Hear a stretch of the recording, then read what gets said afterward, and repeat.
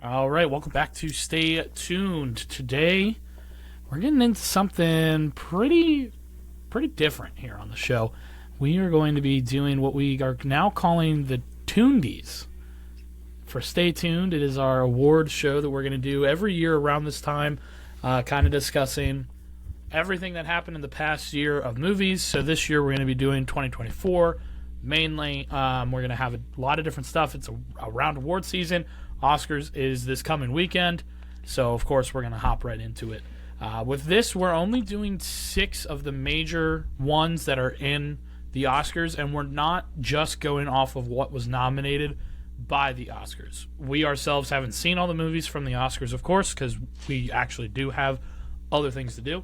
And in this case, there were some movies that we thought had better actresses or better actors or just better directors overall, so that's where we came to the conclusion. In this, where you have Best Supporting Actor and Actresses, Best Director, Best Actor and Actress, and then Best Film. And then after that, each of us has 3 different categories, per se, that we are going to give a separate award to. Some are funny, some are different, stuff like that. So, without further ado, let's get the Tundie started. Yeah, we really agreed that the Oscars had become a little too political and too ridiculous with movies like Amelia Perez receiving 13 nominations. Then, seemingly, and this never happens, the entire internet has come together and agreed what has happened to the state of award shows. So we decided this was a necessary good that needed to happen for society, and directors and filmmakers and actors everywhere have been waiting for this episode to drop so they can find out if they won a prestigious first-round Tundie. Because, yeah. Because as we've recently found out, James Gunn is watching our podcast because we had a few videos ago, State of DC, and you know what he does? Release even more news, even more projects, even though we told him. Specifically a picture of him with Zack Snyder that seemed targeted at our show. Literally. Very much so, yes. I wonder who he was trying to target that to. Brayden. Michael. All right. With that being said, let's get into it. Kicking things off with the first round of Tundies being the Best Supporting Actress. For this, we decided to give it to Jodie Comer in The Bike Riders. Great selection. Good pick. I remember walking out of that film thinking that she was the best part of that movie. Although Austin Butler gave a phenomenal performance, and as did Tom Hardy, I think her performance really stood out. All right, and the next Tundie that we will be giving out is the Best Supporting Actor. And we decided to give this one to Jeremy Strong in The Apprentice.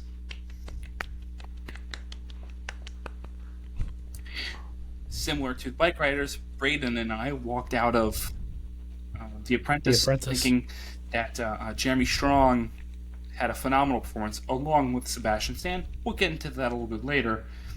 But Jeremy Strong definitely had a very memorable performance himself. And because of that, we decided to give him the Tundie. Heck yeah. Next up, we have the Best Director. We felt this was a very convoluting year, more than others, for the professional on-TV award shows.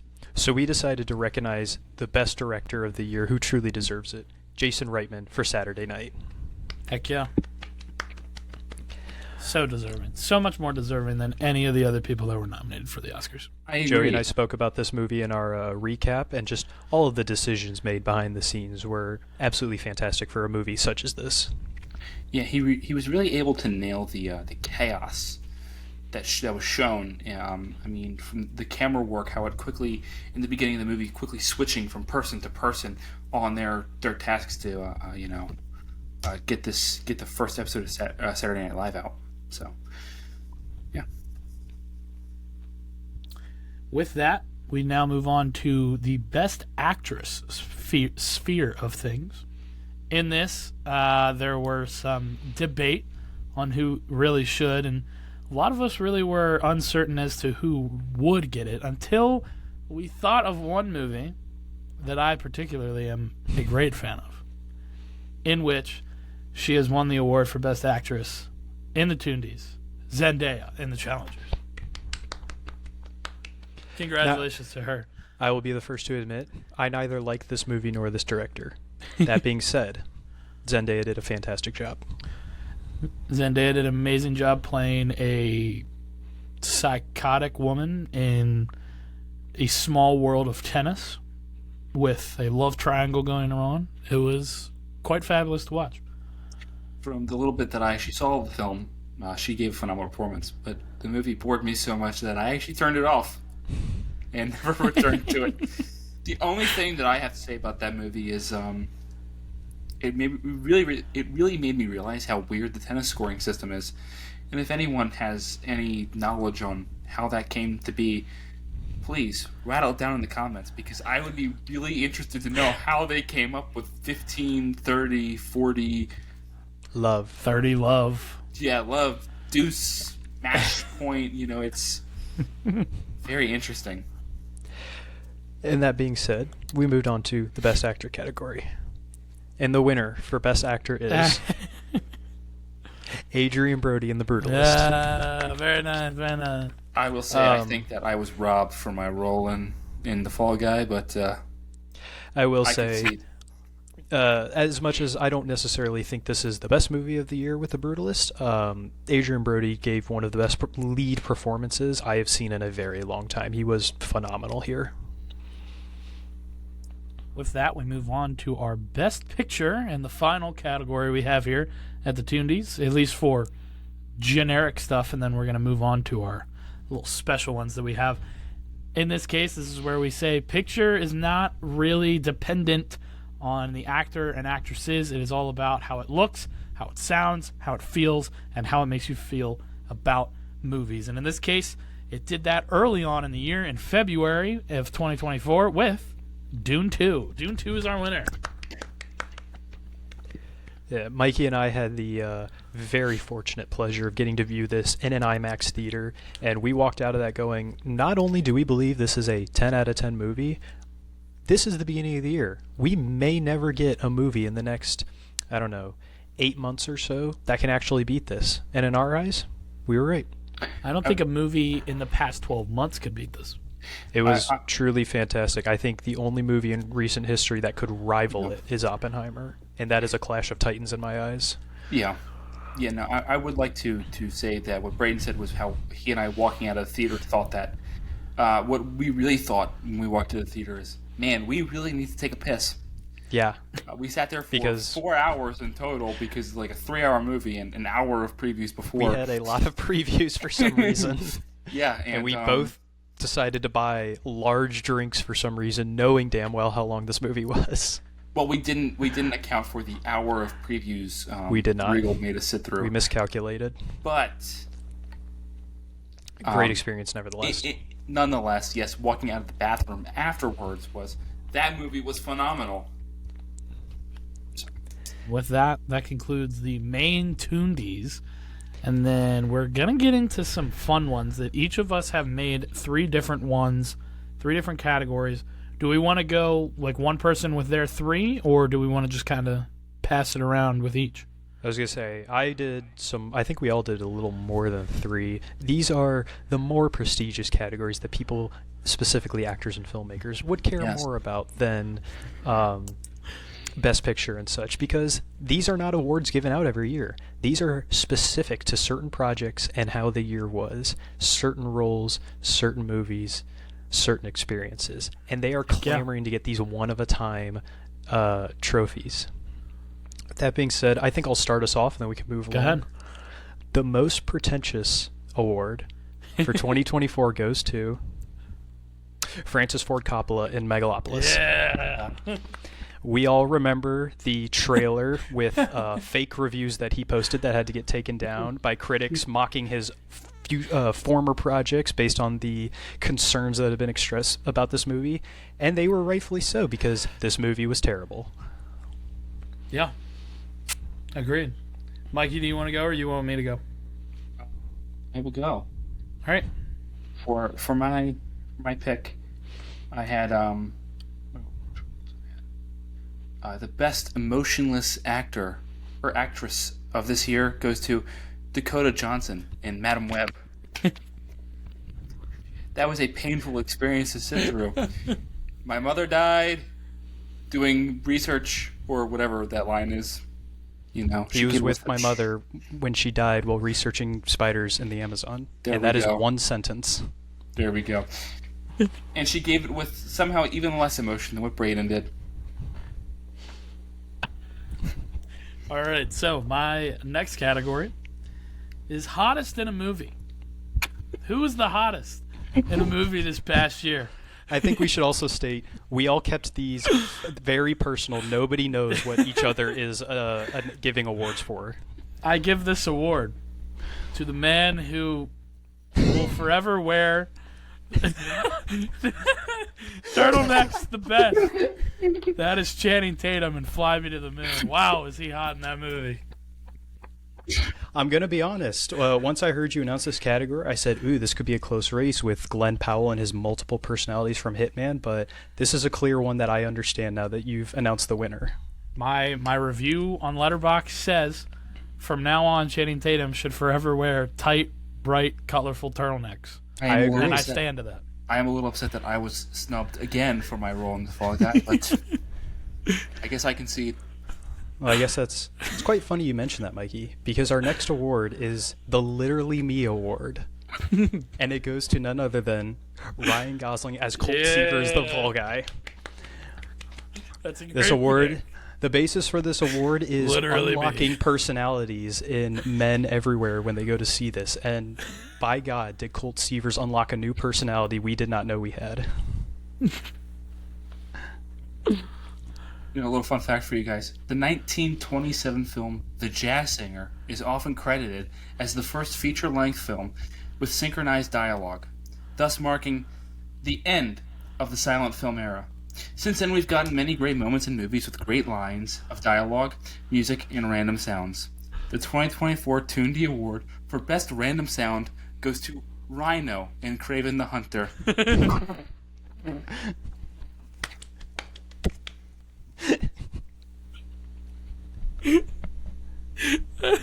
Definitely really a prestigious award. I'm sure they're just clamoring to pick that up.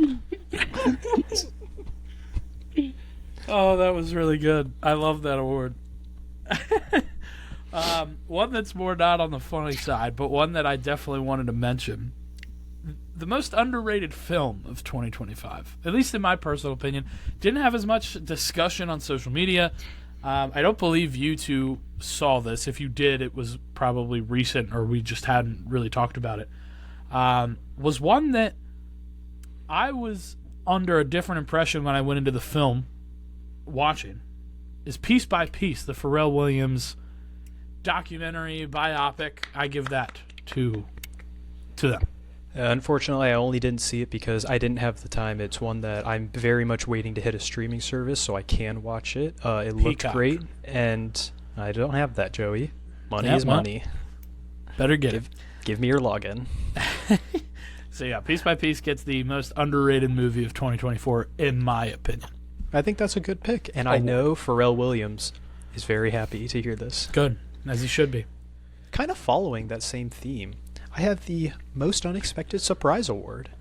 This award is given to people who were announced for a casting and then kind of got crapped on by the media, only to be proven wrong later.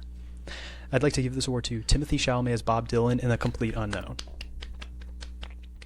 Probably one of the best surprises we've gotten from a role in a long time. People thought James Mangold was just riding the train of popularity, and not only did he look just like Bob Dylan, he sounded just like him in a great biopic performance.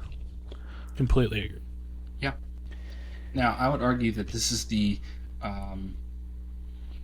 most coveted award that these actors, directors, and actresses look out for.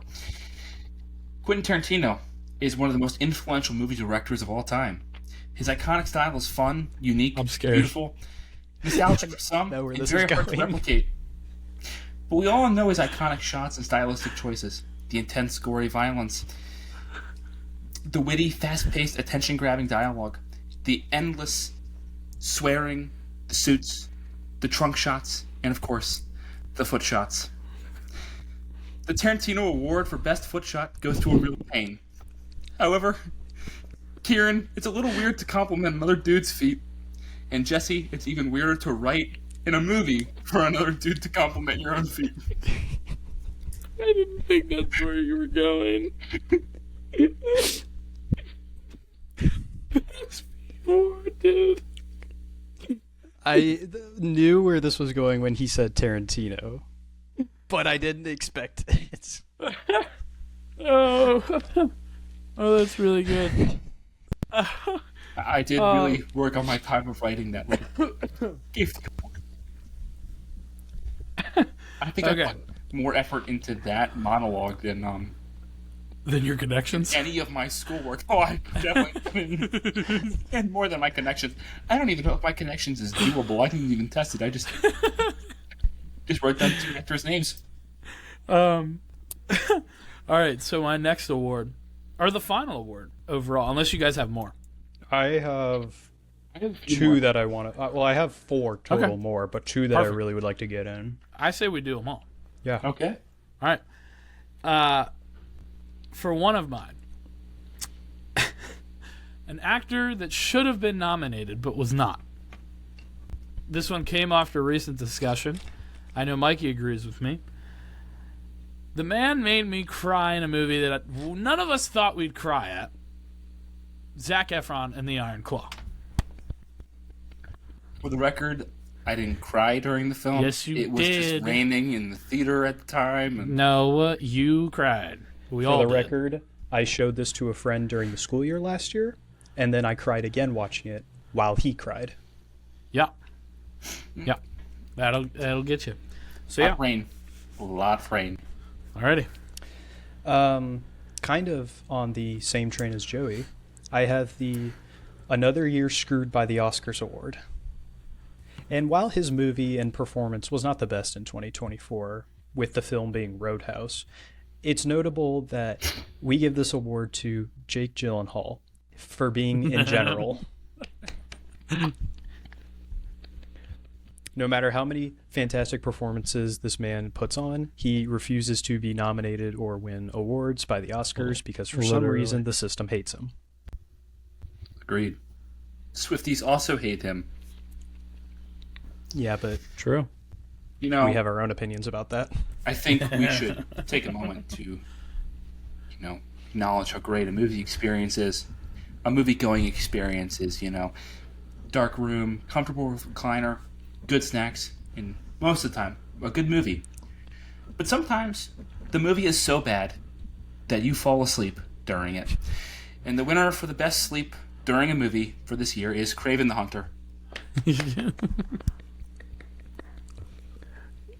Sometimes the movie is so good at making you sleep that not only do you fall asleep, but the 2 friends that went to the movie theater also fell asleep. And you also we're all awake and you for all the best 3 sound fell of the year. asleep. Yes, we all did catch the best sound. But not only did we all take one nice sleep, but all 3 of us took 2 nice sleeps. Yes. True. Uh, Yeah, go ahead. Is it your turn? Yeah, it's your turn. I have a few more. This one, this was just kind of random. I don't think that you two were in this. I don't think you had to do this at all, but I kind of did. This award, the worst movie my mom made me watch, goes to The Merry Gentleman, the Netflix Hallmark Christmas movie. Sounds delightful. We'll leave it at that. Don't watch it, please. Anyways. For the next one, a very quick award. Best Drip. An actor who was so swagged out through the entirety of the film. Pedro Pascal as General Acacius in Gladiator 2. Very nice. Whether it was white battle armor with bloodstains on it, or just a gold and red robe, this man could not stop being drippy. The next award will be the best plot MacGuffin, and that going to the blue liquid in Kraven the Hunter. Congratulations, Kraven! You are the first movie to win the trifecta in the Tundies. This What is is going to it go down in called? the history books. Best plot MacGuffin. I love it. My next award, more of a happy award, is the stunning streaming a movie that was released just on a streaming service that kind of stunned. We were a little surprised it was actually as good as it was. I think it's gone down on my list a little bit after watching it again, is Carry On Netflix. That movie, stunning streaming film. I give it to them. I think they did a great job. It wasn't great, but I'm I think it blanking was on good. the lead actor's name. Taron Egerton. That's right. He's very good, and I think he should keep getting roles. I think Jason Bateman needs to keep playing these darker roles because he's clearly doing a great job. And I think Sophia Carson never needs to be allowed on a movie set again. Really? I do. I thought she was good. I really like Jason Bateman, but he will always be known as Michael Bluth to me. For my next award, I have the best mustache because, as we know, a great mustache can bring out a lot in an actor or sometimes an actress. So for this Best Mustache Award, I have Willem Dafoe as Professor Alban Eberhard von Franz in Nosferatu, who had one of the best mustaches I have seen in quite some time. Very nice. Very nice. The perfect amount of bush, the perfect amount of curl. Perfect. I think he should have kept it. No, I'll be honest with you guys. I ran out of categories. However, I will nominate the best internet meme since the movie was released, and that is going to the bounce on it crazy style in Nosferatu. It's not actually in the film, but that's the only thing that anyone can think of. So you're giving the award to Bill Skarsgård's accent?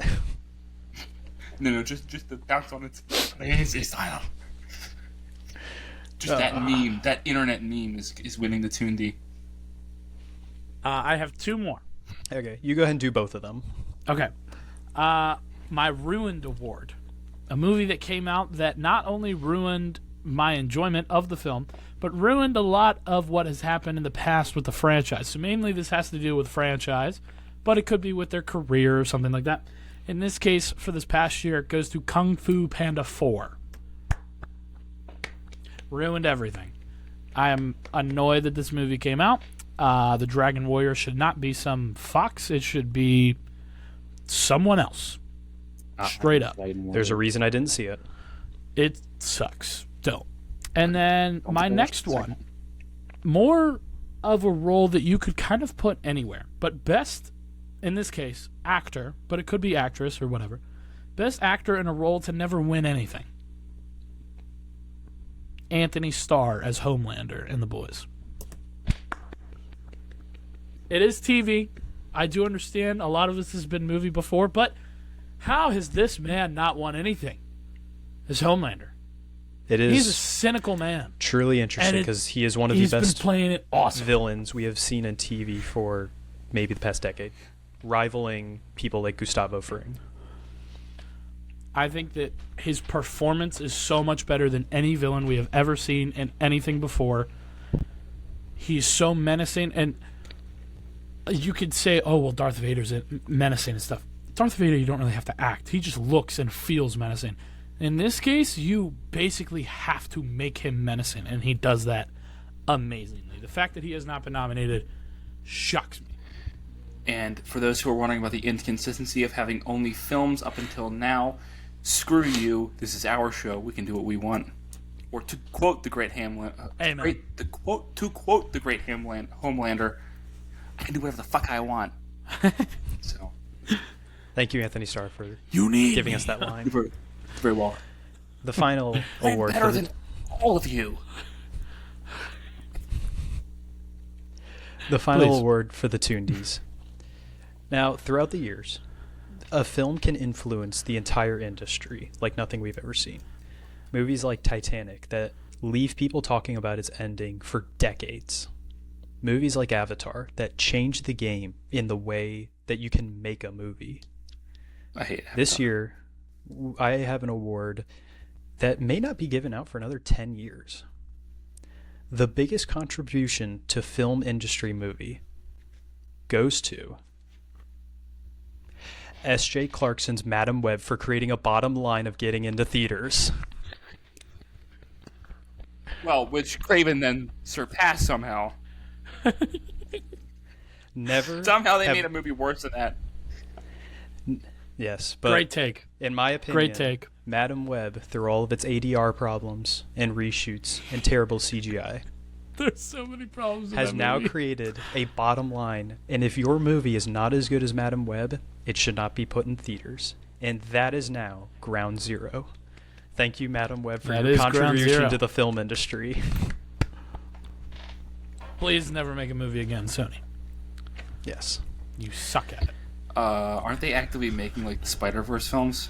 Yeah, I think. But, That's different. I mean, they're Sony. in a hole. That's Never different. make a movie again. Well, they're basically not, because All we're right. not getting Spider-Verse for 4 years. That concludes the Tundie Awards. Make sure to stay tuned for that. Coming up next year again. But to congratulate all of our winners, thank you for participating. Great job. Thank you for your contributions. I have one more, though, and that is the Tundie for the best podcast of 2024. And that goes to... Impulsive.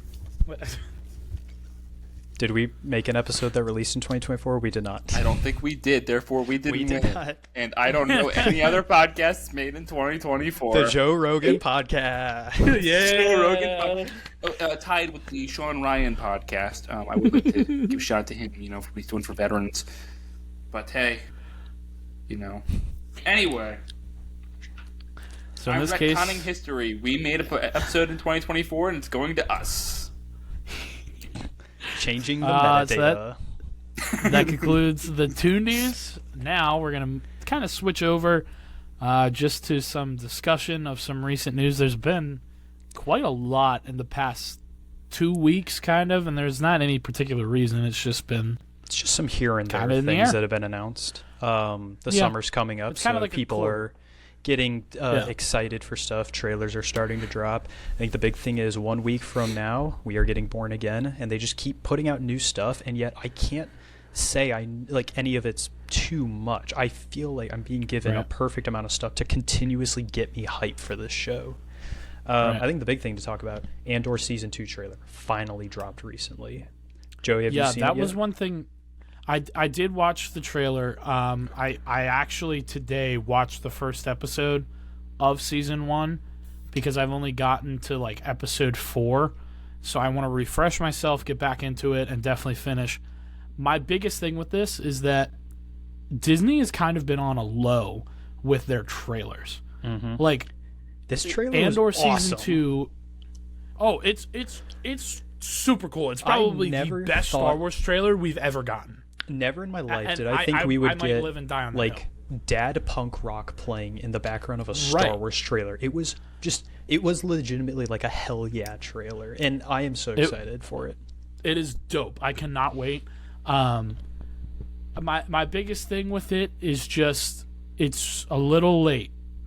Unless they're gonna really start marketing Season 2 really soon here, I'm a little worried because the show starts in a few weeks. I think it's a month. I have a feeling we will get a couple mini things because they haven't been doing any press tours as of late. I think Disney's focusing more on Born Again. I think once that comes out next week, they're going to go all in on Star Wars.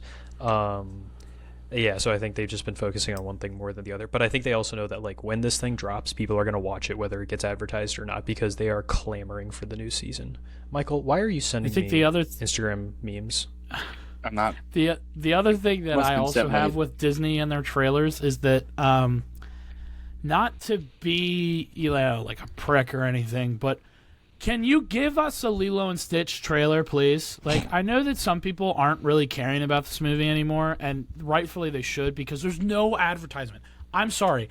You've shown us Stitch so many times. Great, congratulations. He looks fabulous. There are other people in this movie that you need to do good on. And you haven't shown them. You haven't shown a trailer. You haven't shown anything. So now I'm getting worried because the film releases in May. We're basically 2 months. We haven't gotten a trailer. No, it's a teaser, and it's literally just him walking on sand. The fact that they spent as much money as they did for that Super Bowl ad is ridiculous because they didn't put a trailer. Had they put one out, it would have been funny, but all this did was piss everybody off that they spent $30 million. I honestly would have been okay if they, at the end of that spot, just said trailer online now. Yeah, all they had to do was post it on YouTube. Everybody would have gone to watch it. That's all I needed. I didn't need you to put the trailer on the thing. make that spot. The spot was funny. Don't get me wrong. It was funny. It didn't give me anything. It gave me sticks that I've already seen. So I hope, but there's a chance the movie gets delayed a little bit just because it may not be 100% right now if they haven't put a trailer out. Yeah. And another thing that kind of leads to trailers, it's not Disney's fault because they don't have the movie, and we talked about it a little bit in 2025 excitement, is the Michael Jackson biopic, Michael. I understand that they had a whole problem. They had a whole problem with the third act. I get it.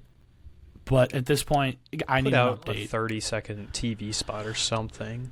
It's supposed to come out in April. They're definitely going to have to do reshoots. It's probably going to be delayed a year. Just tell me that it's delayed a year. Right now, it's still slated for April, and they haven't said anything. Just tell me it's delayed. I know it is, but just tell me. It's worrisome. Yeah, I don't really. That's my mini rant. I don't really know what else to go with that, because, like there's a chance that this movie becomes a tax write-off, much like the Batgirl movie was. Who's making it? I think it's Warner Brothers. If it's Warner Brothers, there's a good chance this becomes a tax write-off movie, because they might say we can't put ourselves too deep into the money pit and just write it off. Right. But yeah, because it's going to be movies are great. It's going to be expensive to reshoot an entire third act, like even half of a third act. Everything that has to go into that, getting actors back into film it, recording stuff, it's a lot. Yeah. I mean, I love tax write-offs. I'm actually using this entire show as a tax write-off. This is a microphone that I bought for the show. Tax write-off. This is a phone I bought for the show. Tax write-off. I love tax write-offs, baby. Not new movie news, but it's new since the last time we recorded an episode. Martin Scorsese announced his new crime thriller and the leading 3 actresses for it. I don't know if you guys seen the news for this? Yeah. Okay, Mikey, I'm assuming you haven't, so I want to get your guys' reactions on it. The film it's described as The Departed meets Goodfellas. And like everyone else in the comments, I said, it's Martin Scorsese. We know that's what it's going to be like. Also, why are you using 2 of your own movies to describe your movie? Yeah, right? Not one, but 2 of his own movies. 2 of his own movies to describe his 3rd crime boss movie. The description he gave: the film will follow an aspiring mob boss who fights rival crime factions for control of the underworld of the Hawaiian Islands. New setting. I'm like, hold on, Hawaiian Islands? This could kind of go hard.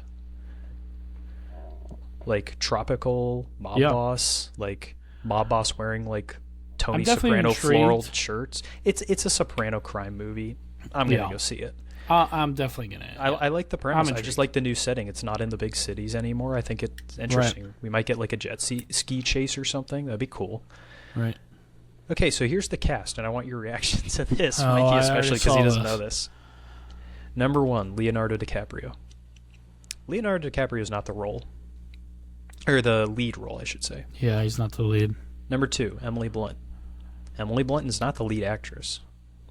Mikey, who do you think Martin Scorsese's lead actor in his new crime thriller mobster movie is? Better be Danny DeVito. It is Dwayne "The Rock" Johnson. Oh, fuck this shit. Dwayne "The Rock" Johnson is unironically the lead above Emily Blunt and Leonardo DiCaprio. To which my brain goes, did he just need a guy that could fit the setting and there was really no other actors? Or does he legitimately think that this guy can be a good actor? Yeah, I'm like, not... My thing is, we've seen the WWE wrestler scene into acting. Dave Bautista, he was like funny with the Guardian stuff, and then like John Cena's like actually done like some legitimate stuff with that. The Rock plays the same guy in every role, and he's been doing it since like Journey to the Center of the Earth 2 came out like 20 years ago or something. He doesn't do anything new, and it's incredibly annoying. Yeah, I'm intrigued to see where it goes. He must see something crazy in him, because that's a Martin lot. Scorsese. Yeah, Martin Scorsese is like, I don't want to use the word pretentious, but like if I'm gonna use that, he's the only one below, or he's like Coppola's the only one above him. So like he is I guess the old guard is the way to describe it. Like he is. This is the way you do this. Yeah. This is the way you do it. He doesn't change anything. And then you cast Dwayne "The Rock" Johnson. Yeah. What are I you don't know. doing? Some other new news, and something we couldn't find any information on whatsoever. Apparently, James Gunn gave some sort of presser over the past 2 days. I don't know if there's like a Comic-Con thing happening, but he just keeps getting information out there, and it's all like confirmed, credible. It's so much of it that I have to legitimately scroll in our messages so far back. His big thing is, in 6 years, he wants to get to the point of Avengers Endgame, he said. It took them 6 years to get to Avengers 1. You should not be trying to shoot for the stars right now. We said it in our group chat today. I don't know if it was our Snapchat or Instagram one where we send us all the stuff, but I'm getting worried now. I'm getting more and more worried the more he talks. Yeah, we can't go through everything because everything he said in the past week, there is like, oh my gosh. There's like, he announced like, I don't know, 5 or 6 different movies and shows that we didn't know were happening. Like there's Starfire show now, and it's going to be an origin story. And we even talked about how we don't think that she's going to.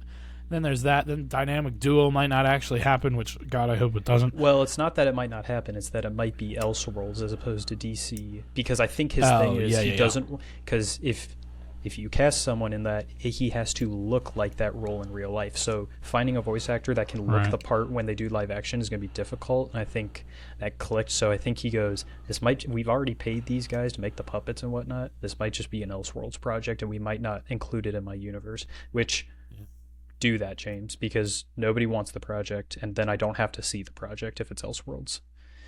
But yeah, he announced 3 new shows is the big thing. He's talking to NetherRealm for new video games. He said The Authority is going to take a while because it's hard to make, which is what we said that needed to happen. It needed to be very pushed back. Sorry, I'm back from my crash out. What are we talking about now? James Gunn spilling James news. Gunn announcing a crap ton of shit. Yeah. He said that DC is trying to make an equivalent to Marvel Rivals. I don't understand why they're trying to do that. That's just playing catch up. That's everything we said the DCEU shouldn't do. Yeah. At this point, Mikey said that the execs are probably regretting their decision, which because James Gunn said he regrets hiring certain writers. You put out an animated show and Superman's done but not out. What do you mean? You can't say things like that. You just started, he confirmed, they just started today writing Paradise Lost. This is your first year. You can't say that stuff. He just said that they started writing the first pilot episode for Paradise Lost, like within the last couple of days. And he said he just hired a writer singular to start writing Batman Brave and the Bold that he said he's working closely with. You can't say these things. You have nothing to put credibility out there for this new universe that says, I don't think these writers are very good. You know what that's gonna make us do? Not want to go see your movies. Yeah. He said Clayface might be the first movie Batman's in. I could kind of see that, because if it's a Clayface solo movie, it'd get a little weird. He said there was a showrunner for Booster Gold, but they lost interest in the show and dropped out. That's not a good thing. He said that his favorite project has not been announced yet. That worries me because he's already announced 25 things. And as of today, February 25th, 2025, director Matt Reeves says he has still not turned in a script for the Batman sequel. It's fine. Will this movie happen? 2041. Gosh. Okay, so now here comes the real debate. What's going to come out first, the Batman 2 or Beyond the Spider-Verse? Batman 2. Guys, I think Invincible is going to complete its entire 50-season run before we get either of those. Yeah, both of those are possible. Joey, would you like to share the news today that came out that you were very excited about? Oh my gosh, Jess, thank you for bringing this up because I cannot wait for this to happen. I am sorry, but I am getting a little too energetic because I can't say that. I very, very, very much dislike this woman. Not of anything personal, just she's kind of ruined it. Kathleen Kennedy has now been announced that she will be stepping down as president of Lucasfilm as of the end of 2025. Again, this is more of a we hate occupational decisions made. Let's go. Can't wait. I met her one time. She stole my coffee. I've been angry at her ever since. She literally, I can't. Obviously, we don't know like a bunch of decisions made under the Disney era, what's her and what's not. But the cons significantly outweigh the pros. Most of it is her. Most of it is her. And the cons outweigh the pros by a significant amount, even if she did do everything. She is an amazing producer. She has a lot of different things that she's produced. Great producer. Not a good president for an entire company that runs one of the biggest franchises of all time. Well, not even that. 2 of the most iconic franchises of all time. Literally, yes, thank you. My biggest thing is that they tried to do what Marvel did one year and announce a crap ton of projects, and I think maybe one of them has happened. I think we got Andor and we got Skeleton Crew as of late, and then like Mando season 3, and we know the Mandalorian movie's happening, so 3.5. But you had Rangers of the New Republic. You got rid of that because you didn't like Gianna Carano. There was a lot of political stuff happening. So you scrapped that. You had Rogue Squadron, which was I think it was supposed to be.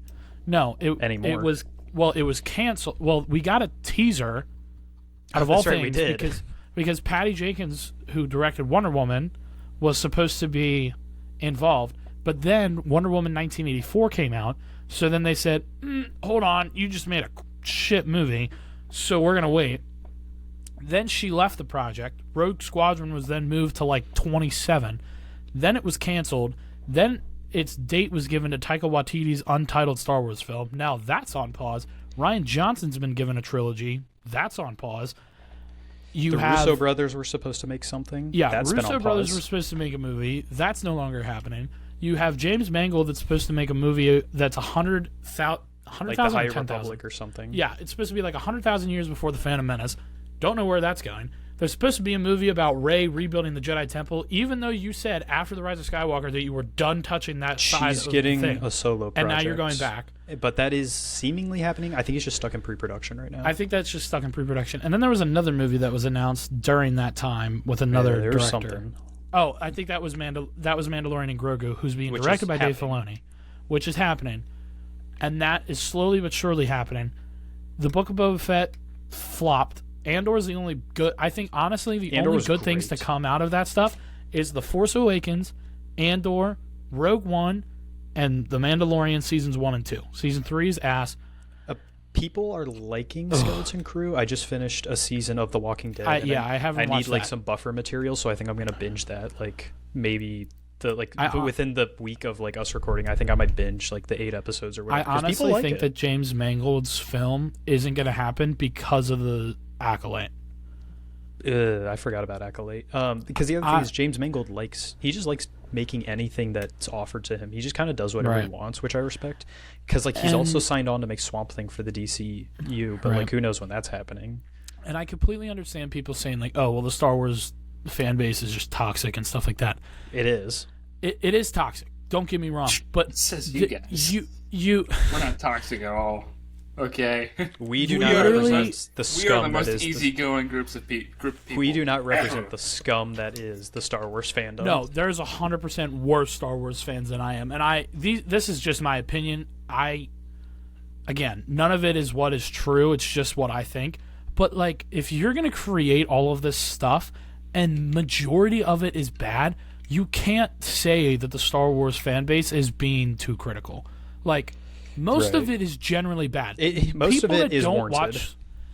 People that like watch Star Wars but aren't like kept up with it all the time say that stuff is bad. Like my dad has only watched the original trilogy and I think the prequel trilogy, and he probably only watched those movies once. He watched the sequels with me, but I don't think he cared. And I showed him The Mandalorian. He loved season 1. He adores season 2 just because I think Luke Skywalker's in at the end. But he adores it. I showed him season 3. He hates it. He thinks it's so bad. And I completely agree with him. And the same with Book of Boba Fett. He thought that was going to be so cool because all the trailers and stuff kept showing him as like a... excuse my language, but quick draw. Like a badass bounty hunter, which is what we always wanted, and now he's a mayor of some sand crap.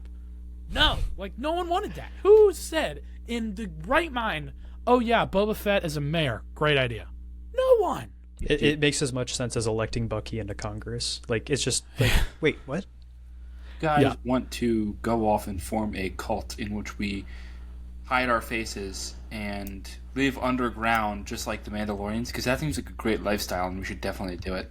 I think that's basically what modern Star Wars fans have become, is a cult such as that. Yeah, I was telling Mikey about this earlier. I saw, take it with a grain of salt, it's the internet, but I was on Instagram, and it was a movie podcast, and they were talking about how they had done a call with Steven Spielberg. Yeah. Steven Spielberg and George Lucas were both executive producers on Indiana Jones Dial of Destiny. Yep.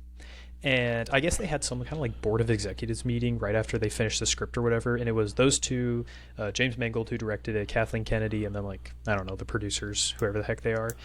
And I guess Kathleen Kennedy just started like talking about something, and whatever she was talking about, allegedly Steven Spielberg kind of like did the Ross from Friends meme where he looks over at George Lucas and goes, "What the heck is she talking about? Get a load of this chick." And and then George Lucas was basically along the lines of like, "What the heck did I do? Like giving this company over." And it's funny, like if Steven Spielberg and like George Lucas is like, he's almost like Harrison Ford, where like he's a bit grumpy old man, but like if Steven Spielberg is saying stuff like that, then it's like you got a major problem going on. She's a great producer. I adore her for what she's been able to give in E.T., in Jaws, in Jurassic Park, in Indiana Jones, in Star Wars. Mm-hmm. Outside of being the president, she was just a producer for the other films. I am glad that we are going in a different direction. I have seen a lot of people on Twitter recently calling that Dave Filoni become the president. No. Keep him as creative. He is good as a creator. He is not a president. He is good to continue to make stuff. He's like a mini James Gunn, where he gets a little too creative for his own good sometimes. It's like, keep this man out of a position of power if it's not director. Like Book of Boba Fett, he got a little out there. Messed up. You were watching Book of Boba Fett, and you're like, where is his, like, you're trying to find where the thought train was going, and it's like, how did this... Yeah. The Mandalorian, awesome. Season 2, amazing. Season 3, kind of lost me, but you also lost Jon Favreau in that, so you also didn't have another guy there to help. Did Bryce Dallas Howard direct any episodes that season? Because she was good in the first 2 seasons. Like, her episodes are really good. I don't think so. I don't think so either. I'll have to go back and check. Neither of them were a part of Acolyte. And Acolyte, I don't know if any of them were a part of Skeleton Crew. Acolyte, I know that he was a part of Andor. That's how bad it was. Yeah. So, Dave Filoni, I don't think should be president. I think he needs to stay where he's at. Yeah, people were also calling for Jon Favreau, but I think he kind of wants to... No. He either wants to, like... He has something with Marvel, doesn't he? He's like a behind-the-scenes kind of, like, helper to Feige or something. He does that with Star Wars, too. Yeah, he's I don't think he has a position with them, but he's kind of like the advisor where they're like, hey, we need an opinion. What do you think on this? Same thing with... I don't think just keep him in that. President. I think you need to find someone who just knows how to run a business and like maybe doesn't even care about movies at all, but just like understands a business and like how to get what it's like. Look at the trends. This makes ratings go up and this makes us money. So what are we gonna do? And then like cut the things that don't. Completely agree. So we'll see. I think Disney is going to be in a very tight area in the next 5 years. Bob Iger is going to be on the way out. And when he was gone, will probably be fired by we're in 2025. By 2030, if Bob Iger is still in his position, I would be very surprised. I don't think he'll be fired. I think he'll go. If he doesn't leave, because that's what he retired. He did it originally a few years ago, and then it went downhill quick. Mm-hmm. So they asked him to come back. He came back. He's been there. He's the CEO right now. He's been pretty solid for most everything he's done. He's been fine. There's been a few things that I don't agree with, mainly the writer's strike and actor's strike that happened Which 2 years ago. That's a can of worms we don't need to get into. Yeah, that's a whole different thing. But he's on the way out. Kathleen Kennedy's on the way out. Kevin Feige's still fine. James Gunn is now in this new position, so I'm definitely concerned for where Disney is going to be going within the next 10, 15. But that's a whole nother can. I am interested to see because if Bob Iger leaves, whoever comes in to replace him is going to be one of two people. Someone who likes reboots and live action, and someone who demands original material, whether it's live action or animated. Yeah. And it's going to be very interesting because one of those things might save Disney from taking a massive movie budget hit. And one of those people is going to lose Disney a lot of money. You can probably figure out who's who. Yep. And I also think no better way to celebrate Kathleen Kennedy leaving than the 20th anniversary of Revenge of the Sith being put back in theaters in April. Joey and I will be going to see this. So will I. I will be going to see it too, Brayden. Don't. I know that I will be seeing it at least 3 times. Once when I am up here with friends before we leave, once with my family, and thrice with you. I fear it will not be in theaters by the time we are back from school, because Mikey and I tried to do this with The Phantom Menace. We wanted to go see it, and the first day the first day I was back from school, we went to a concert, and that was the last day that they showed The Phantom Menace, because I think it'll we could be not out go for see like it after 2 that. weeks. It was only out for about 2 weeks, and it comes out April 25th. I do not think 2 weeks I will be back, and I come back before you. Well, I we'll won't be hopefully hope to wait and see. I'm definitely going to see it at once. If I don't, I'm going to throw it. Definitely going to go see it. I know there's some friends here who don't know that it's being released yet, and I will definitely say, hey, do you want to go see it? And so I'll go multiple times by myself and with them. Yeah. I'm just, because Joey and I were talking about this off camera after the recording of the last episode, and we were like, man, old movies need to be back in theaters. And like, this was one of the ones where it's like, we were so happy that The Phantom Menace, even though I didn't get to see it back in theaters, like, they're doing this. So like, I am so excited for this. Especially because you get like new posters that are really, really cool. Return of the Jedi was all really of the new dope. posters are so Phantom cool. Menace was dope. The Revenge of the Sith one that I saw, it's already my lock The one screen Star Wars on posted, my computer. The one Star Wars posted is sick. Yeah, like on their official cannot Instagram. Wait. What I cannot wait for is 2027, because I graduate, and A New Hope 50th year. They're definitely putting that in theaters. But here's the thing. You know what would be awesome Which if version they did... which version do they put in theaters? Exactly. They if they have did to the put original... old one. They have to put the... We don't want the one with the weird CGI Jabba talking to Han Solo before he leaves That Tatooine. would be amazing. They We want probably the won't, old but that one. would be amazing. They won't do it, but... Anyways.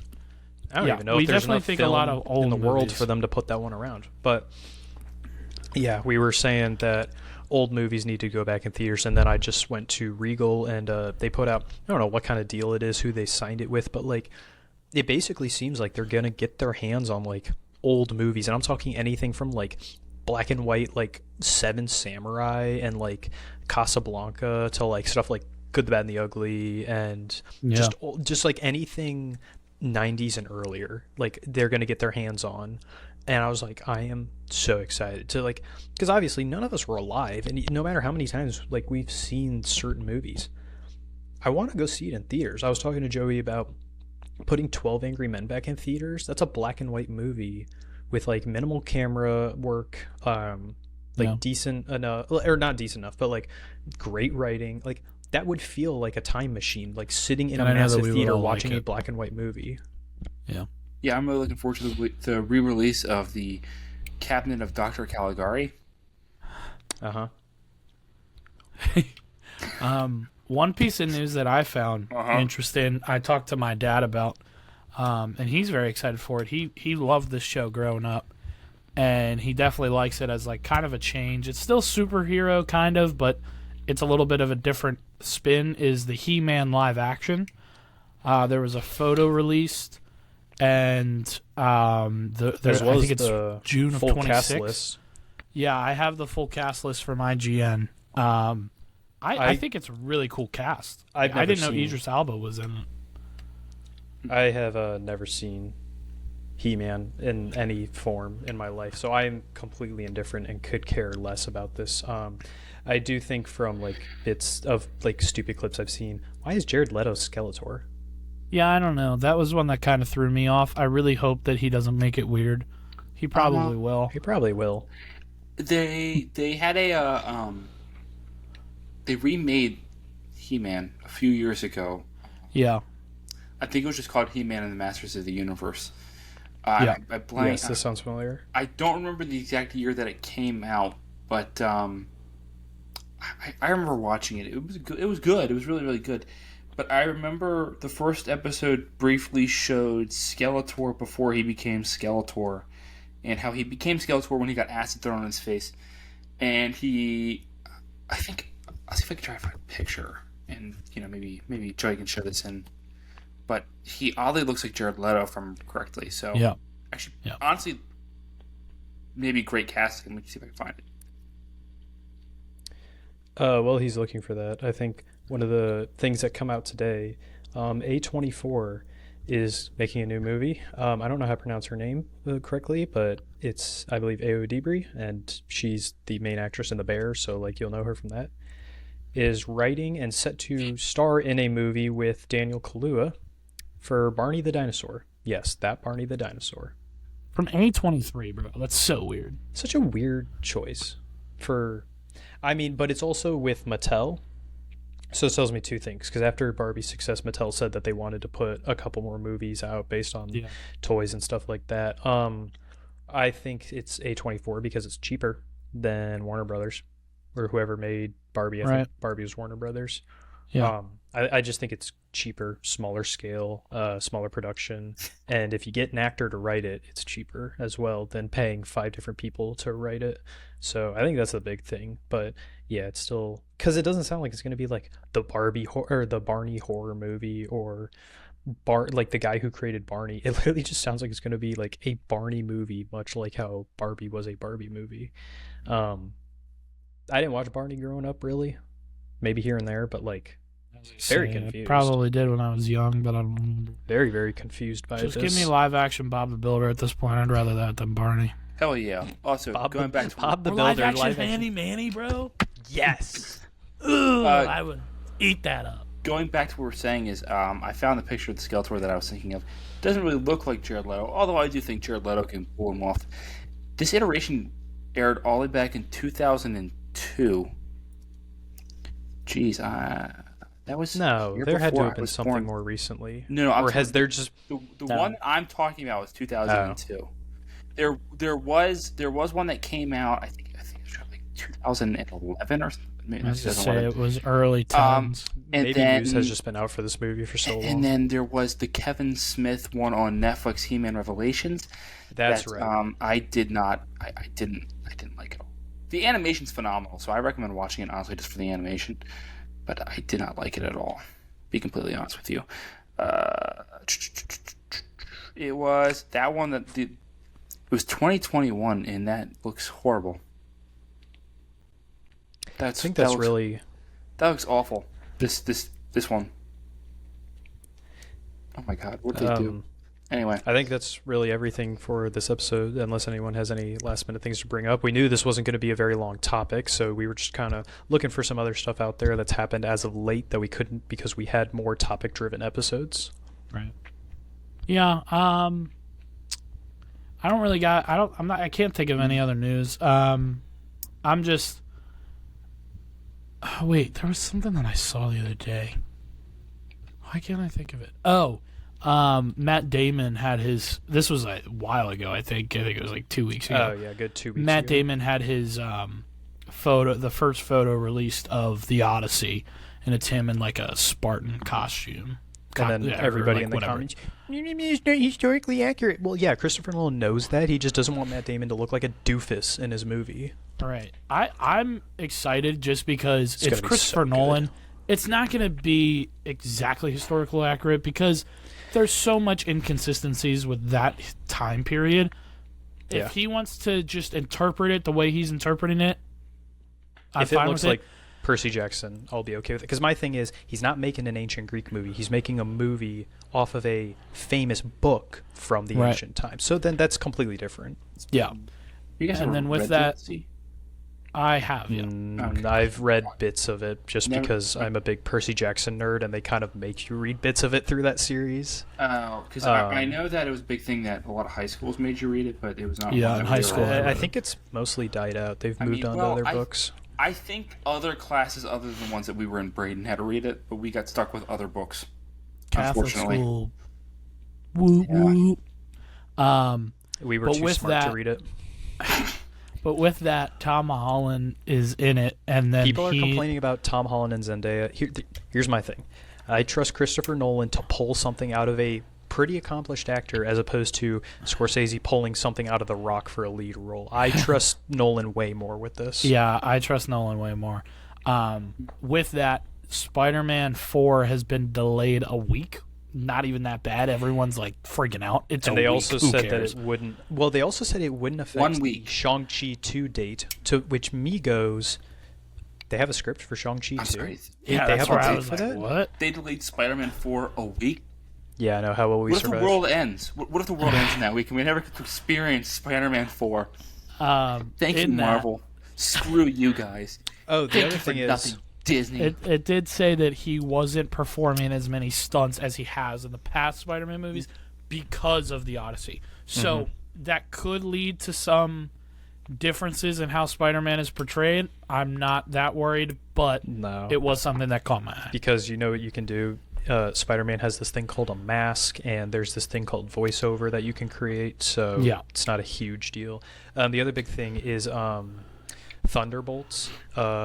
The first screenings, early screenings for like earlier reviews are happening right now. Screen It's tests, being one of the best screen-tested movies like since Spider-Man No Way Home. Like it is, people are loving it allegedly, which I'm excited. I'm excited. Makes me for feel it. good. Yeah. Yeah. Other than that, I got nothing. I think we're ready for connections. Hell. Okay, so I'm giving the two actors, and these two have to try to figure it out. So, your guys' actors are Patrick Wilson and Jamie Foxx. Good luck. Joey. And we're doing this by actors or movies? I think we've done movies, no matter how many times Mikey and every episode goes. But it should be actors. It really should be actors because you're attempting to connect We two do actors. movies every single time. I know, but you're attempting to connect two actors. So think you it's should be too late. connecting them via actors.